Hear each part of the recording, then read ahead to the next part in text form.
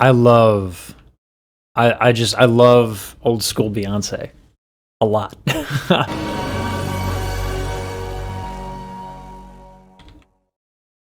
Alrighty, this is the 2008 AoL sessions with Beyonce. Like and subscribe, and you might get a pet kitten. Probably not. Let's get into it. I can't believe I believed everything. So young and naive me to think she and foolish of me to dream of one day. Not only are those runs really delicious, I love how smooth and relaxed she is. Like, this is the hard thing to teach. Posture, and when your chest and your lats and all that is just super relaxed, you get a much more open and gracious sound. And she's got, like, it gives you that you know? And she's got that going on, and it's really wonderful. But love is so blind, it fills her eyes when it's wrong. Now that it's over, stop calling me. Come pick up your... Woo! Yes, Beyonce. Okay, all right. Let's. There's some interesting stuff in here that gives like flavor, a lot of flavor here. Okay, so she's doing the vocal fry, right? That stuff. One day, but love is so blind, it fills her eyes when... Right, right. That vocal fry into the note, and then what I love is that immediately she has the control to lighten her voice when she wants to go up. So there's contrast in the phrasing already. She brings it back down to that.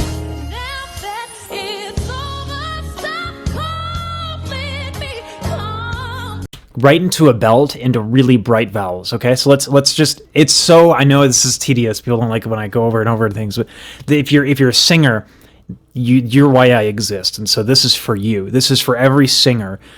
Let's dig into this. All right, so pursed lips, but blind. She gives a little bright vowel in the emphasis there. Eyes is the other important word. She brightens the vowel there.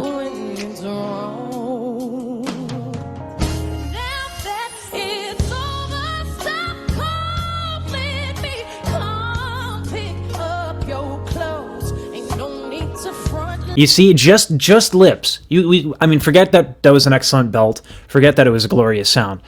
Impossible, I know. But just the darkness versus the brightness of the pursed lips versus the wide lips adds so much flavor and gives you emphasis on words and musical phrasing. It gives you, like, the power of artistic decision making. And this stuff is hard. This is not something you just do. You have to practice this a lot. This is like, the idea is easy to talk about, but doing it is really hard. Like you're still with me, all your homies know, and even your very best friend tried to warn me. It took me some time, but now I am strong. I love how she's playing with diphthongs here, right? All your boys, right? She takes time on that. All. It's not even a diphthong, and she just adds other vowels in it because she just wants that flavor. But now I am strong. Same with strown, right? But I realize I've got me, myself, and that's all I got in the end. That's what I found out. And it ain't no need to cry. I took a vow that from now on I'm gonna be my own best friend, singing myself and I. That's what I found out. Ooh. Now I'ma be my own best friend. Come on, that's so good. This is the importance of rhythm. We dealt with this when we were going with Ari Lennox and some of the other artists, but like Michael Jackson, I think, really set the precedent for like vocal isms in time, right?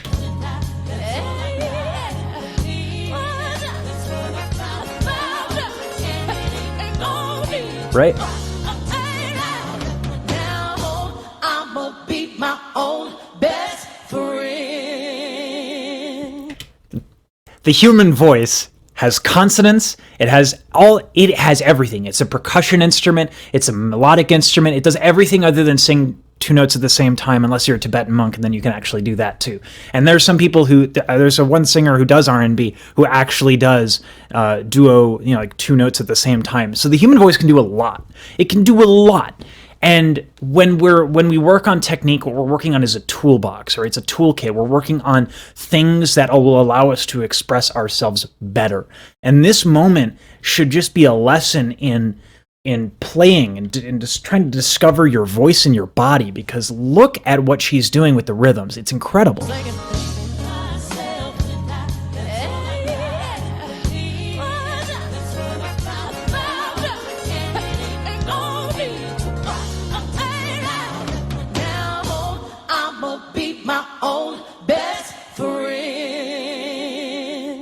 Right? Like, that's just cool. I took a vow that from now on,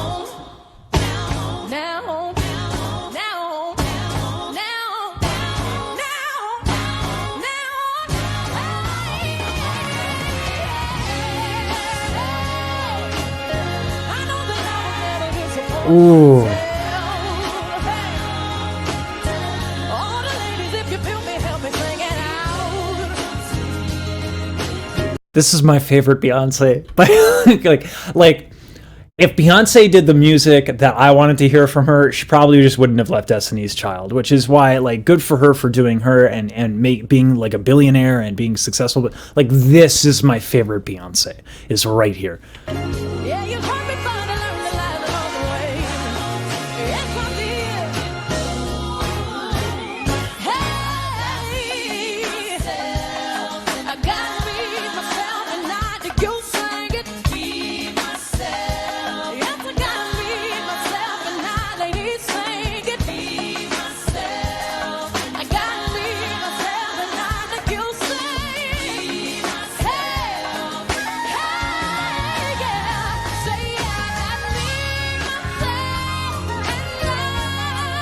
and Oh, I love these brassy tones.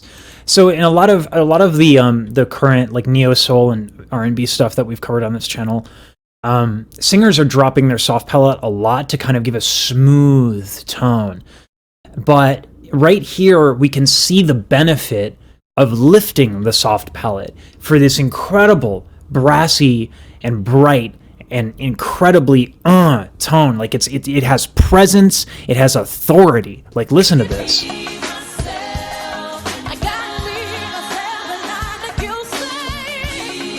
It's wide. I'll do this when it goes up.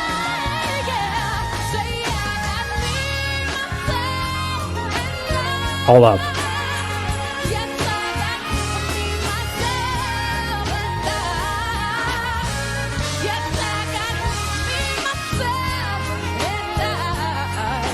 Oh, yeah.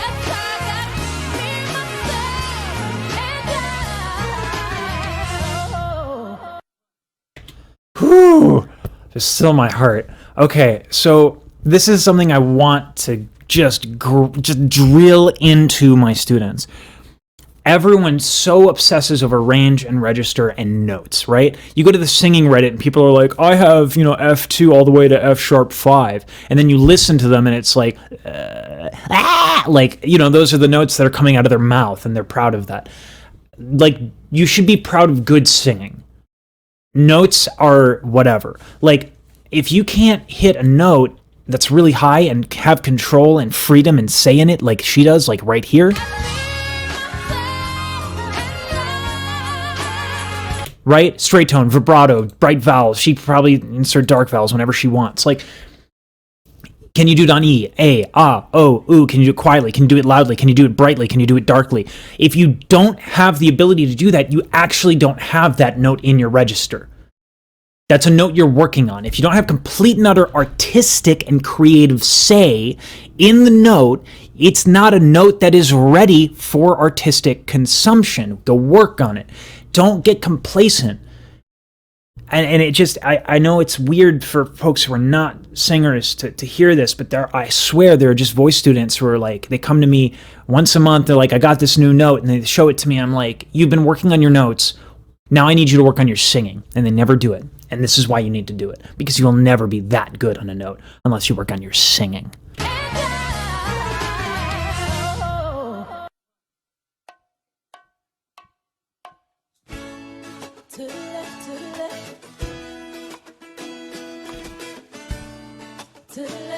I got noisy neighbors.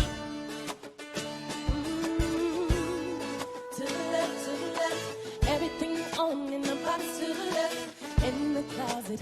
That's my stuff. Cause if I bought it, baby, please don't touch. Keep talking that mess, that's fine. But could you walk and talk at the same time, man? Okay, consonants and using consonants. Okay, there's a concept in music called legato. Okay, and it's when we have incredible smoothness. All right, and so when she's doing this with her consonants, Everything on in the box to the left, in the closet. That's my stuff. Cause if I bought it, baby, please don't touch. Keep talking that mess, right here. that's fine. Right, it's like one line here. A great way to experiment with this and play with this is actually put your fingers in front of your lips and like sing a song like to the left, everybody. And then when you hit certain consonants that you give emphasis, literally notice that there's more breath pressure. Literally notice that there's air literally touching your fingers. Right? So when you sing vowels and you sing high and you sing low, generally you don't want air on your fingers because that means you have too much air coming out of your mouth. That's going to make technique, that's going to make singing in a wide range of very difficult. But every now and then, if you have a consonant like that, you can put a little bit of something behind it to give it a little bit more rhythm and make it pop. Could you walk and talk at the same time, man? It's my name that's on that tag. So remove your back, let me hold you again. Standing in the front yard, telling me how I'm such a fool. Talking about how I'll never ever find a man like you. You got me twisted. You must not know about me. You must not know about me.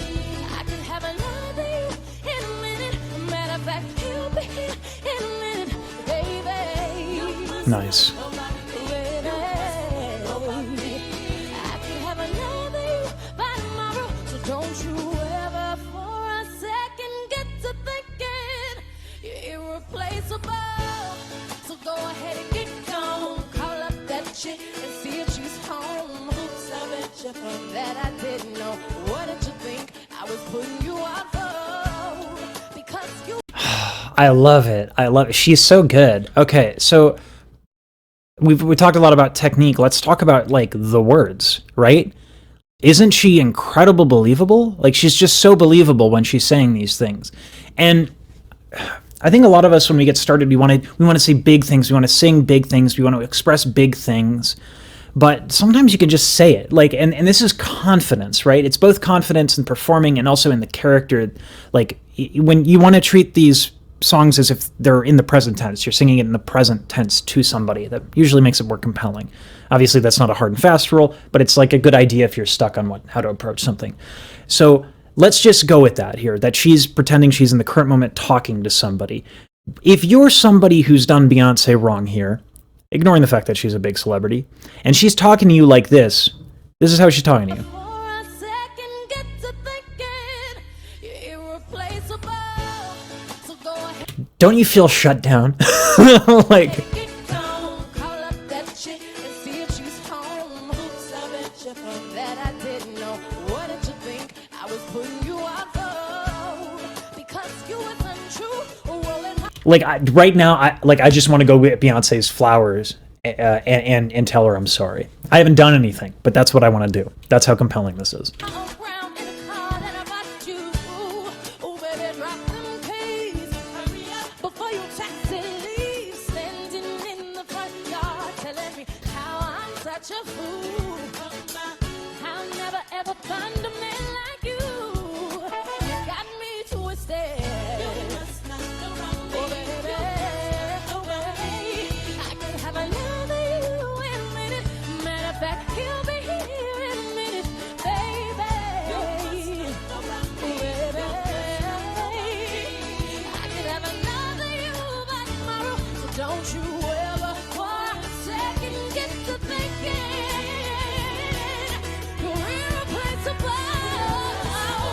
Oh, that goes back to those vowels.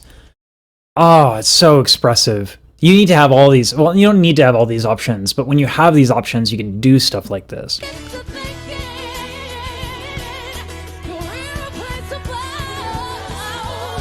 Right?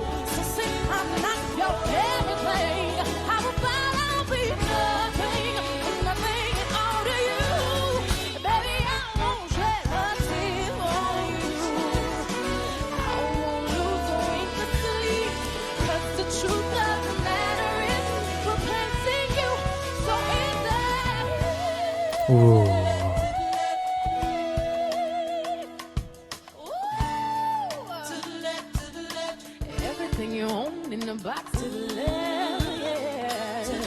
So, okay, and this is another one for my students.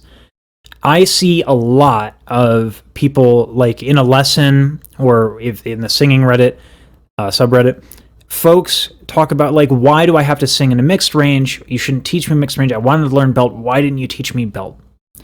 Now, if the teacher says, I'm not going to teach you belt because it's not healthy, run away. They don't know what they're talking about, okay? If you want to learn to belt, you should absolutely find a teacher who can teach you to learn how to belt. But do not throw away other ways of singing. Do not throw away other ways of singing high notes and call them illegitimate, because they're not. Good singers have the ability to sing a lot of different ways, okay? Right there, this is like this wonderful falsetto loveliness. It's very smooth. It's wonderful.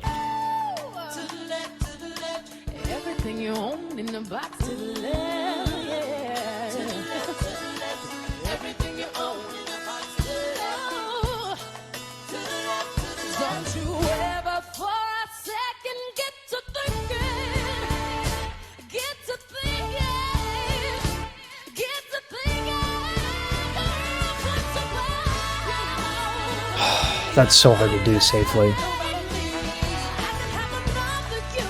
That was a don't try this at home moment. So to get growly and to get grit, there are a couple ways to do it. One of the ways to do it is you can bring your false folds together. So if I have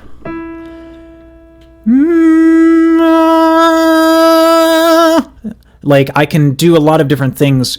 Like, I can bring the false folds together. I can use AES, which is, I just use AES. Like, there's ways to bring grit in, but the problem is that when you do it, it's not ergonomic, right? It's not super efficient. And so what you have to do is you have to be incredibly in control of your air, because it can go flat, it can sound ugly, you can hurt yourself. And so this is just a masterclass on breath control.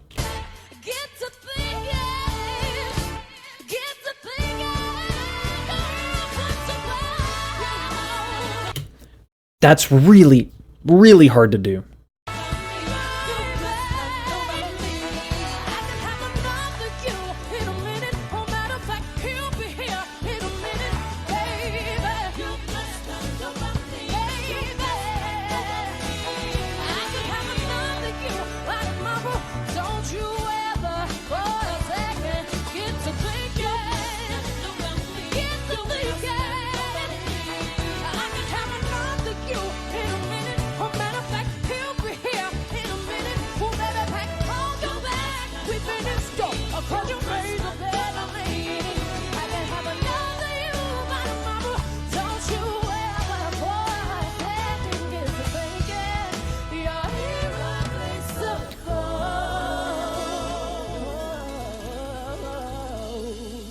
Man, she just makes me want to work on posture.